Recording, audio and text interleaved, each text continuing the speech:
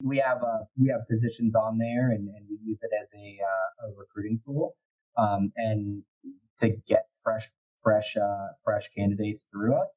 But what it has also allowed us to do, and the other unique part that I shared with you all, is we have the 12-week version. We also have the 4-week version, and the 4-week version is for experienced technicians that are coming in from other companies, that you will go through a scaled down version of this. Most management companies, everybody does things slightly differently than the next person, right? So this allows an experienced technician to come in to learn our culture, to learn how we do things, to really learn how we approach preventative maintenance differently than other people do, to learn how what we expect from a make ready perspective, and to learn how we service our residents, because we do put customer service at the forefront.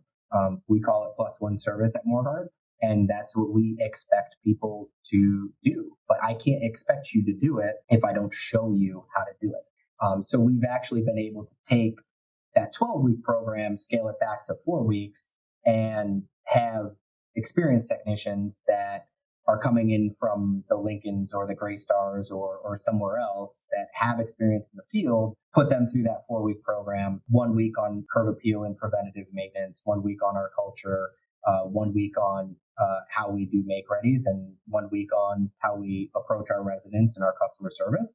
And then you're ready to go. That also gets them comfortability with the community, comfortability with where things are, the shut off valves, the breaker panels. It really helps them learn the community before you sort of just throw them in and say, okay, you're on call. I think we've all been in that situation, Adrian, where day 3 and then you're throwing a technician on call, and all you're doing is setting that person up for failure. You're going to overwhelm them, and they're going to potentially fail, and then they might get so overwhelmed that they say, you know what, I quit. That's obviously the worst case scenario, but it does happen. I think it happens almost every day. What would your advice be to a young person trying to just enter the business, enter the industry? What would be your word of advice? Come in with an open mind and be willing and ready to learn. This is not an industry that you can just sort of walk off the street and know.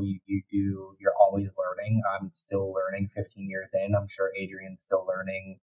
To this day, we're always learning, and we're learning from each other. So that would be the number one thing. Whether you're coming through the maintenance academy or you're going to work for another organization, I think if you approach it with an open mindset and willing to learn, you're going to be successful in this industry. And it's a very rewarding career. I touched on it a little bit earlier. There's not many careers where you can come, out of the gate with limited experience, make a pretty decent wage. Most of us are paying a good living wage at this point for entry level positions, and then sort of learn on the job.